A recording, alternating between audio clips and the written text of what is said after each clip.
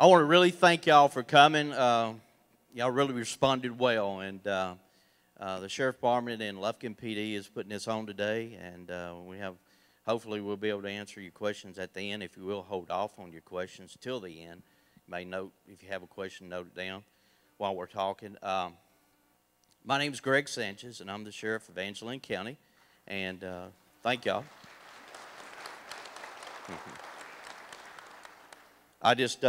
We have Jeff Farmer on the left here of me, and Chief Roy Owens. We have Chief Williamson. I just went blank. Chief Williamson with Lufkin PD. We have Bruce Green. He's the lawyer for the city and representing the city of Lufkin. And but guys, I just want to tell you, this is going to be it's a new law, starts January the 1st, and it's been a lot of questions about it. And as you'll see, a lot of things really totally hadn't changed. It's the concealed handgun law, what was already in place, it just really made it to where the open carry, everything will relate to what you were doing with the concealed carry. And there are some things when it comes to signs and different things like that we will go over. He's got a really good slideshow put together for you, and it'll really go over a lot of these things. One thing that we ask, everybody here is good folks, everybody that came to this program today. And you know that you invested a lot if you have the concealed handgun license. You had to pay a lot of money. You had to go to a course and background and everything. And so a lot of people we really don't protect any bad problems with this law. We realize that you're good people. You went through a lot. I believe in the Second Amendment strongly. And I know you realize that if you get out there and you do something really silly and get yourself in trouble, you're going to lose that license, something that you work very hard for. And really, truly, we as Angelina County law enforcement, we need your help. We need you to help us. In return, helping the law enforcement, because at first this will be maybe a little bit of a challenge from the standpoint of stopping somebody or dealing with calls and things and how we're going to deal with it. We are going to respect the constitutional rights of people in Angelina County. We want you to know that. But at the same time, I know you know that law enforcement, it puts them in a predicament sometimes out there if they're on calls and things on this and how they're going to handle that. But what we ask you is to help us.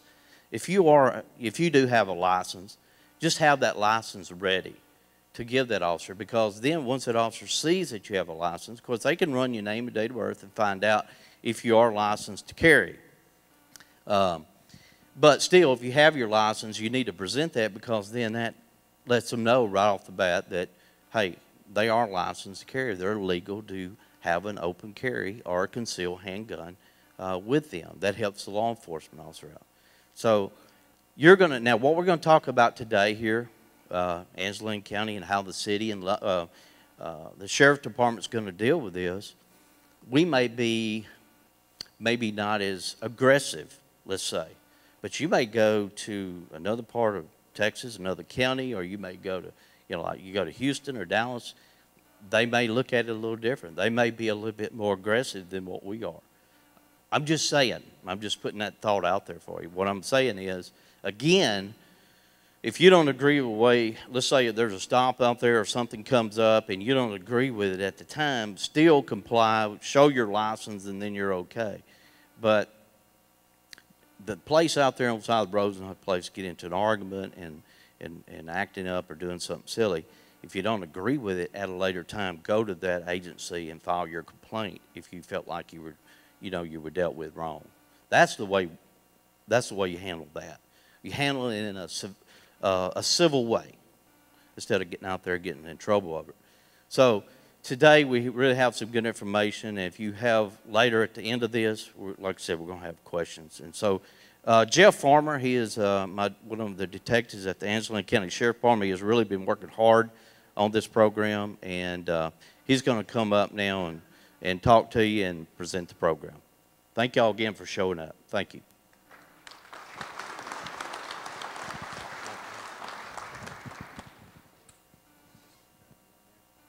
Good morning.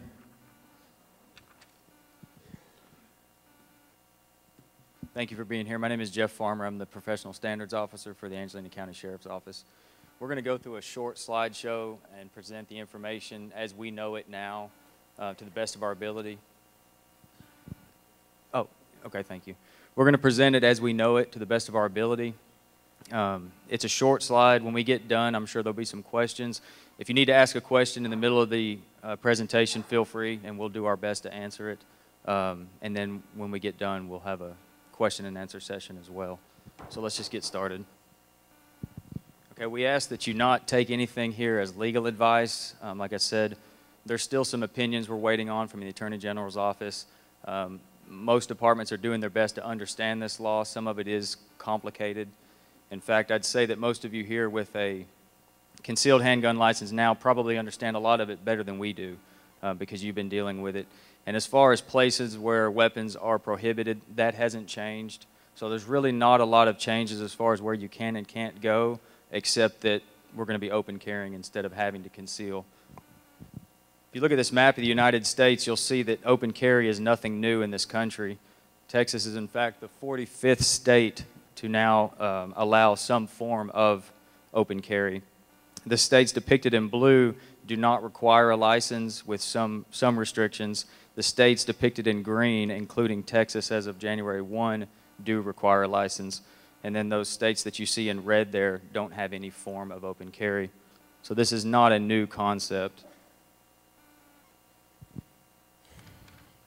These are some dates that we all need to be aware of, starting with January 1, the day we're all waiting on, which is the day that open carry will become legal in Texas in most places. And then there's August 1st, we're going to start to see campus carry, August 1st of 2016, for four-year universities such as Stephen F. Austin.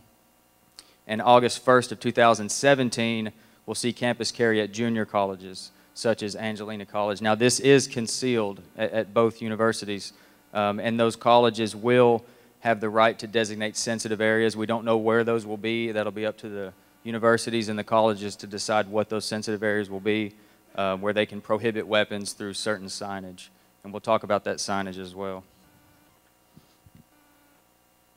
So the first thing you need to know about open carry and the requirements for open carry is that you currently possess a concealed handgun license or obtain a handgun license. For those of you that have a concealed handgun license now, that will satisfy the requirements for open carry. There will be no action needed on your part except to maintain that license, keep it valid, and when it expires, go and get a new license, which will just be a handgun license or a license to carry. It won't say concealed anymore. The second requirement, once you're licensed, if you choose to open carry, is that the firearm must be carried in a shoulder or a belt holster. There's a couple examples here. I'm going to let, well, he's not up here. Where's Captain Linderman? Okay, well, I was gonna have him talk a little about retention. There's nothing in the law that discusses what level of retention holster you have to have. However, we do have some suggestions about that. Captain Linderman's kind of our tactical guru, so I'm going to let him explain the importance of that and why you should consider it. All right, I just want to keep this kind of short, but there's a few things I wanted to emphasize, and he'll talk a little bit about this. But you know, it says retention, and it's kind of vague. And I think, as they said earlier, depending on where you're at, and in our area, we've all kind of come to agreement that we're not going to split hairs and all this kind of stuff on what a retention holster or what a holster is, you know, whether a sock's a holster or, you know, how ridiculous it can get. Yes.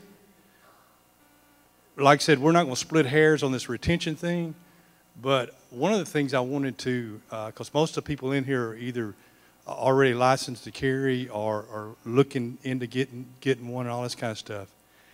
And I did kind of want to put a little emphasis. Speaking from experience on someone many, many moons ago had their gun taken away from them, was held hostage with it. You know, it's your gun, but sometimes it becomes their gun. And it looks a lot different when you're looking at your gun from the business end. So as a tactical officer, and like I said, as personal experience, the law don't really define real specifically right now what retention is. It just says retention, and we're not going to split hairs out here when we see you what is retention. But I'm telling you, as a personal experience, get a good holster and get a good retention device for it. If you don't, you'll be looking at the business end of it somewhere, all right? And that's just the main thing that I wanted to point out to you and make sure that we emphasize on that. Thank you. So as we mentioned, the two requirements that are written into the law is that if you are going to open carry, you have the option between a shoulder holster or a belt holster.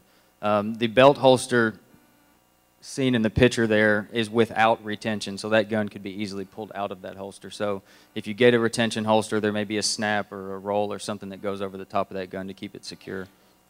But again, like we said, that is your option. It's just a suggestion. One thing about the holster that I like to say, in a lot of the open carry states already, some of the problems they've had, and that's what kind of the captain was alluding to, is that a lot of people that are getting their guns taken away from them.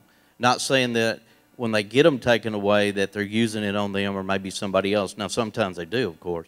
A lot of times what it is, these folks are going up someone and taking the gun out of the holster, because a lot of them in those cases are carrying those holsters in the back part of their back. And what it is, people coming up, stealing the gun, and then taking off with their gun. And so then they're taking these guns and selling these guns for drug money or whatever it may be. So the holster issue is a big issue when you look at retention holster and a regular holster, and also how you carry that gun. If you got it, like say if somebody had it in the back part of their back or on their side or whatever. So the holster issue, like the captain was saying, and just from the stats and from other states, some of the problems that they've run into, that's really one of their big issues. Thank you. Yeah, as far as from a theft standpoint, in a lot of cases, that gun will be the most expensive item that you have on your person, so it makes sense that you want to keep it safe. Here's a couple of examples of what would not be acceptable under this law. Since the law requires that you do carry the gun secured in a belt or a shoulder holster, simply jamming the pistol into your waistline would not be an acceptable form of carry, nor would it be safe or practical, in my opinion. Okay, we're going to go over a couple of the places. Like I said, those of you with CHLs, you already know this probably better than we do, because statistically, we just don't deal with CHL holders that often. They commit less than 1% of the overall crimes in the state of Texas, so we don't really deal with CHL holders in law enforcement action that often. So I know you guys know this better than we do, and we're going to present it for everyone else so that they know as well. What we're going to show is a list of places where weapons are prohibited, including for concealed or open carry. The first on the list we have is the premise of a business that derives 51% or more of its income from the sale or service of alcoholic beverages for on-premise consumption. I'm sure most of you have seen these signs. If you can hold that up, Sheriff.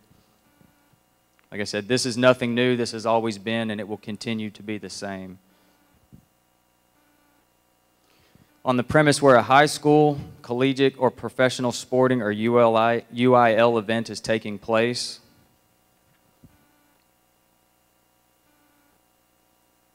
On the premise of a correctional facility, on the premise of a hospital or nursing home if effective notice of prohibition has been given, unless the licensee has written authorization, and these premises are also required to post notice.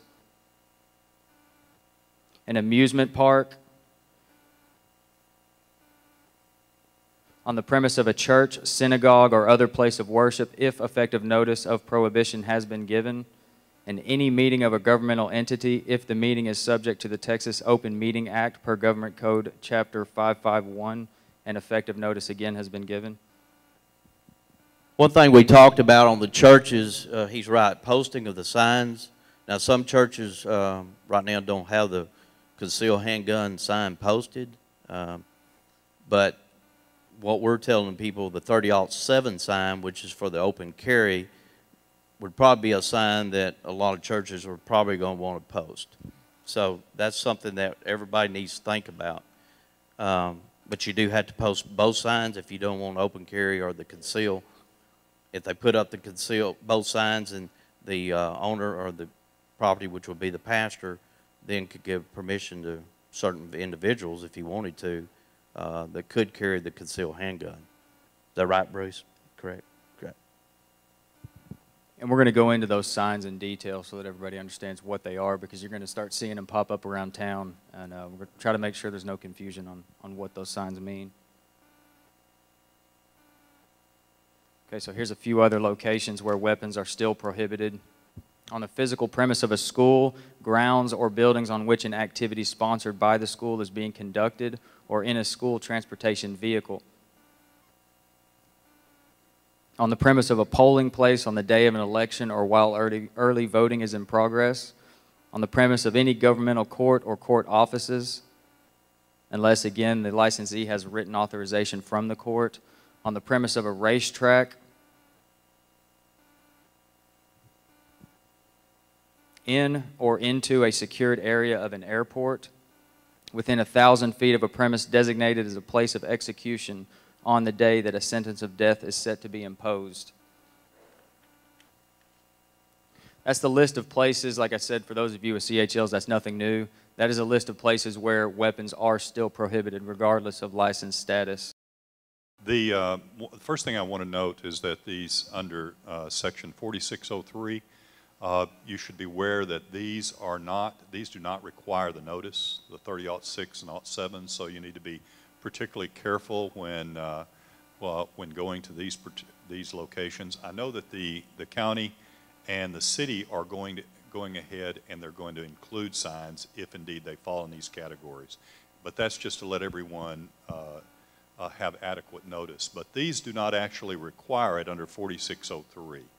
So these will be ones that you'll want to be familiar with. With respect to the premises, it's my understanding that if one drives onto the property in a vehicle properly stored, consistent with the law, it doesn't apply in that context. That is correct. You may not take it on the premises. That is our understanding as it is now. Now, some of these things are subject to change as we wait, like we said, for opinions from the Attorney General. But as we know it now, we believe that that would be acceptable. Yes, sir.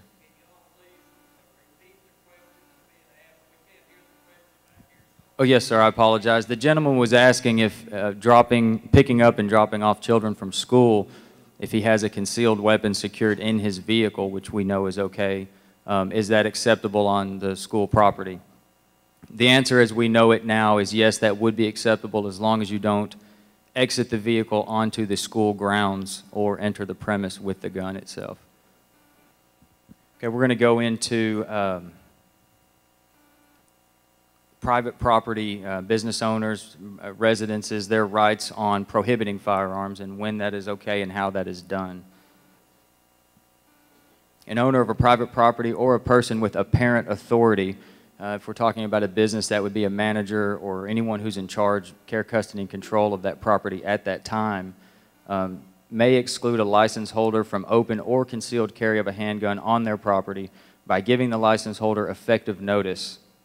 Now, I know you've heard us talking about these signs, and we've referenced them as 30-06, 30-07. What that is, we're referencing the penal code chapter that covers these two signs, 30-06 being Chapter 30.06 of the Texas Penal Code that talks about the criminal trespass with a concealed weapon, 30.07 talking about criminal trespass with an open carry weapon.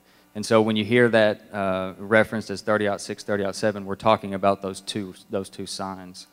Effective notice, a person receives notice if the owner of the property or someone with apparent authority to act for the owner provides notice to the person by oral or written communication.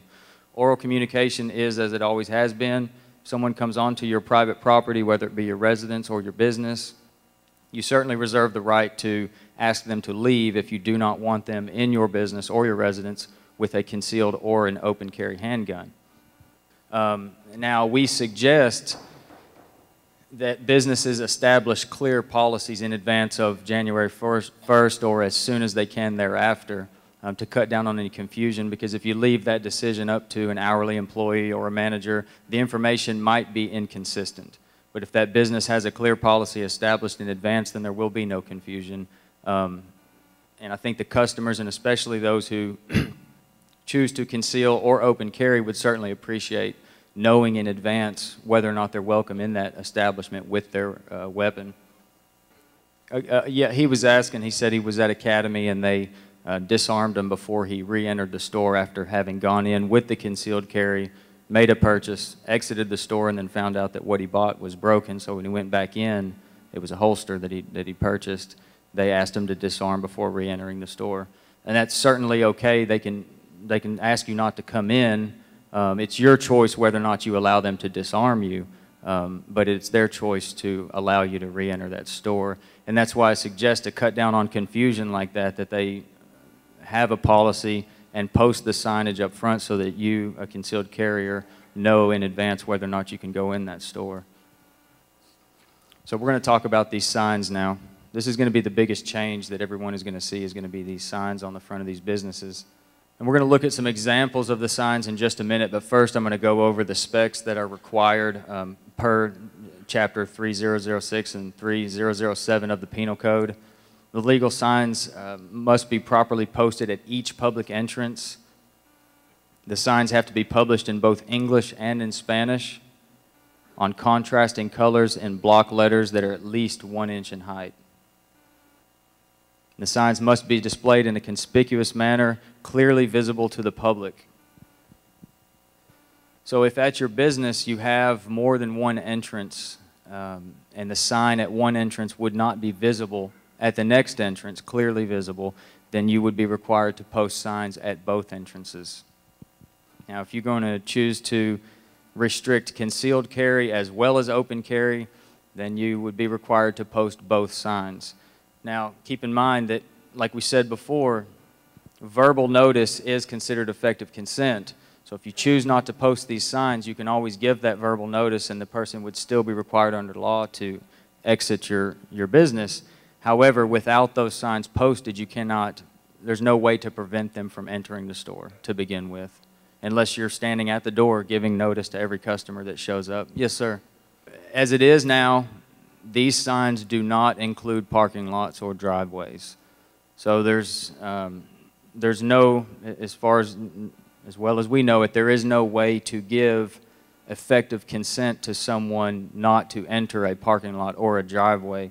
These signs are designed to be put at entrances where people would funnel through to get into the business, and there's no way to ignore that sign. There wouldn't be a defense to prosecution that you didn't see that sign because you had to walk right past it. As far as parking lots and driveways go, these signs would not apply. Verbal notice would. So if you found yourself in a parking lot owned by a private business, public place, and you were open carrying or concealed carrying, and they knew you were, I suppose they could still ask you to leave the property, but they couldn't prevent you from entering the property. Yeah, see, we have here, signs only affect buildings or portions of buildings and does not include any public or private driveway, street, sidewalk, walkway, parking lot, parking garage, or other parking areas. So let's look at some examples of these signs. This is what we call the 30-07 sign. This is the sign that would prohibit open carry in a business. This is the sign that you would see posted at that door, the entrance to that business. And as an open carry citizen, if you saw this sign, then you would be required to, well, not enter the business.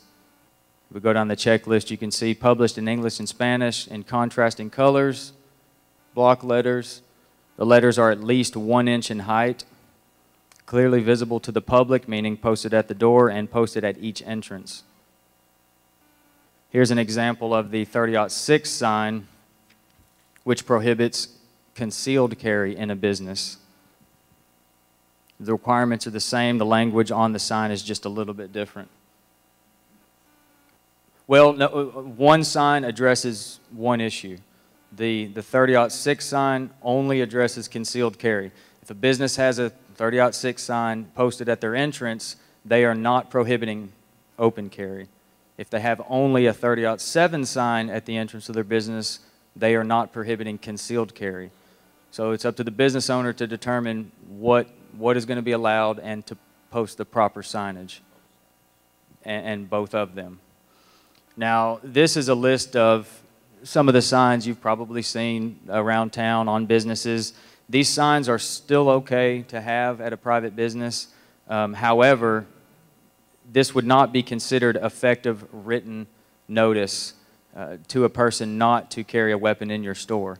You would still have to give verbal notification upon entry. So if you have, we call these gun buster signs at your door, a picture of a gun with a red slash through it, you're letting people know that you don't want weapons in your store, but if they were to enter your store anyway, they would not be committing a criminal violation until you gave them verbal notice to leave, at which point they would be committing criminal trespass. And anybody here with a license, they already understand what that means. So the best thing to do, if you want to prohibit it, like we said before, have a clear policy, make sure your employees know what that is, and post the proper signage so that if that person enters, they've already committed a violation. And this is what that will look like. If you do have the proper signage posted, 30-6, 30-7, and someone enters your store, they've committed a Class C misdemeanor, which is punishable by a fine not to exceed $200 for a license holder. If after entering the store, they've disregarded the signage and then are given verbal notification to leave and they refuse to leave, they have committed a Class A misdemeanor. And anybody with a CHL knows that that will probably mean them losing that CHL, because you cannot have a criminal record of a Class B or a Class A and maintain that license. Now, if anybody is considered traveling throughout the United States with their open carry, and it was the same for concealed carry, we do have, Texas has agreements with other states who have similar laws. And like we saw before, most states do have some form of open carry. Now, there's too many to mention. All the agreements are a little bit different in their own way. So I've posted the DPS website. If you choose to go there, you can click on each state, select the state where you're going to travel, and see what our agreement is with them. Now, just keep in mind, if you travel to that state, you will be bound by their laws. However they regulate their open carry or concealed carry, which may be a little bit differently than the way we do it here in Texas. Now, though this is a pretty complex law, it's actually pretty simple. And that's, for the most part, what we know about it now. Does anybody have any questions? If I got an establishment and I have the 30-6 and 30-7 sign posted on the door, and somebody comes in with a gun, and I approach them, and I said, "Sir, you're not supposed to have your gun in here." He said, "Well, I don't care. I still got my gun. What's my other option? Just call 911?" That'd be a good option, I'd say. He was asking if somebody enters his store and they walk past the 30-6, 30-7 signs, they've already committed a criminal violation just by doing that, a Class C misdemeanor. And then he gives them verbal notification to vacate, and they choose not to. Now they've committed a Class A misdemeanor. What is his recourse at that point? And he asked if he should call 911. I say that's a good option. And then we will come out and do that investigation. And if we establish that a criminal violation was committed, then it will be addressed accordingly. Thank you, sir. But like we mentioned before, this applies to those who are choosing to conceal or open carry, and everybody already knows that, and I don't see there being any problem. I can't imagine a concealed or an open carry holder passing one of those signs. I can see it happening by accident. And I don't think anyone's going to get bent out of shape if somebody early on misses one of those signs and accidentally passes it, and they're given verbal notification and then they vacate. I see that being the case every time. But if it's not, then like I said, we'll address it accordingly. Yes, sir. I had a question about, I don't intend to open carry, but if my concealed carry becomes exposed, say my shirt gets pulled up or whatever, is that an issue? No, sir. That would no longer be an issue, because as a concealed carry, if you hold a concealed carry license, by default, you can open carry. So if the weapon is partially or fully visible, that would be acceptable under the new law. It doesn't have to be all the way one or the other. Okay, I see what you're saying. Well, what kind of holster? You know, I don't think anybody's going to get really bent out of shape about those sort of holsters, you know, if it's connected to your belt. We're still waiting to find out what is going to be the opinion on a belt holster. And I'm sure we're going to have some questions in here at some point as to what is a belt holster. And the answer is we just don't really know. This law was written vaguely. We weren't given a lot of guidance on it other than that they referred to it just as I put it on the screen, shoulder or belt holster. So common sense. We're all going to use as much common sense as we can. I'd say keeping it connected to your body is probably a good idea, and if it's clipped inside your pants, that's probably fine too. Let me just add to that they changed the law on the concealed carry last time to make an inadvertent exposure is no longer an offense. So you're good under that provision also. There you go. Question I had is similar to that, but it's been addressed. But here in Texas, especially, the cowboy-style holster technically can go through the belt, but the gun actually is down around the leg, hip area. Is that considered a belt? Rodeo time. As far as we know it, yeah, that would be. It is connected to your belt, and people are asking about drop-down holsters as well. There's not a great benefit to wearing a drop-down holster. I don't know why you'd want to in public, but it is connected to your belt. The old cowboy holster, like you say, it's connected to your belt, and as far as we're concerned, that's a belt holster. So that would be acceptable. We had a good question from a business owner, and I'm going to let Bruce answer this. Had a question is, if you're going to allow the open carry into a business, should they think about insurance and also the liability of the fact that you're allowing somebody to come in with open carry? Would this be also opening another door of liability? If you are an owner of a business, you will generally have insurance that should cover any such concerns for liability. It probably would be wise to check with your insurance company ahead of time and just make sure that's the case. But as a general rule, most of the insurance that a private business will have should cover any potential liability, if there is any at all. So it's good to check with the insurance company directly. Let me also add that the Lufkin Police Department and the Angelina County Sheriff's Department are on the same page. Yeah. There's a lot of vagaries in the law, but our intention is to enforce this with a liberal outlook on the law. We understand that the legislators' intent is to allow people to carry openly with a license, and we're not going to nitpick the law. These two signs you've been talking about, been describing here, talk about handguns. Does this also apply to rifles and shotguns? The laws relating to rifles and shotguns are the same as they've always been. There have been no changes or updates that I'm aware of. As far as the places that we mentioned before where weapons are prohibited, we represented it as handguns today because that's the purpose of this class, but places where weapons are prohibited also includes rifles and shotguns. Short of that, there are no regulations on rifles or shotguns. Oh, if the question was about the signs, I'm sorry, I misheard that part. The 30-06, 30-07 signs do not apply to rifles or shotguns or any form of long guns. They are specific to handguns. On that note, if a business owner chooses to prohibit rifles, any form of long gun in their business, that would have to be done through verbal notification. You can certainly post a sign at your door saying no rifle or shotgun. Now, if somebody ignores that sign, we're really not sure what that would mean, except that if you give verbal notification, then they would be required to leave.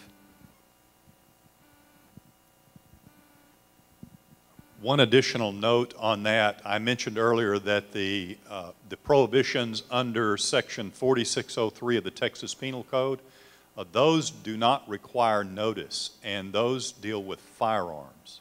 So beware of that. For example, polling places, also on the premises of a racetrack. Some don't apply here, but polling places certainly will.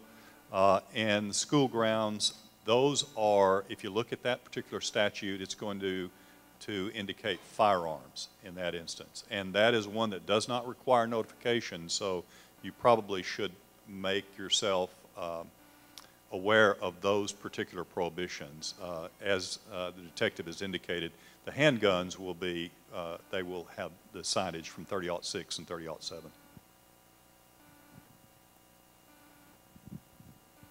Something you mentioned here in the front, sir, when you were asking the question about the holster, and you found there is a lot of misinformation on the internet about this law. The best advice I can give you, the Texas DPS website has a frequently asked questions section, and most of the things that we're discussing today are referenced in that FAQ section. So it's a good place to go to find those answers. It'll at least point you in the right direction. Yeah. If you're in a public place or a private place and a person or individual unholsters their handgun, what does the law have to do with that? Well, if they unholster their handgun, they would no longer be protected by the handgun license itself. So other laws would be broken at that time if they unholstered the weapon. I can't really say which law because it would depend on what they did with it when they unholstered it. But that would be a violation of the law. That weapon has to stay within the belt or shoulder holster. So if you see someone walking around in public with their handgun in their hand, it probably wouldn't be a bad idea to call us so we can come determine what. That would be 911. Yes, sir.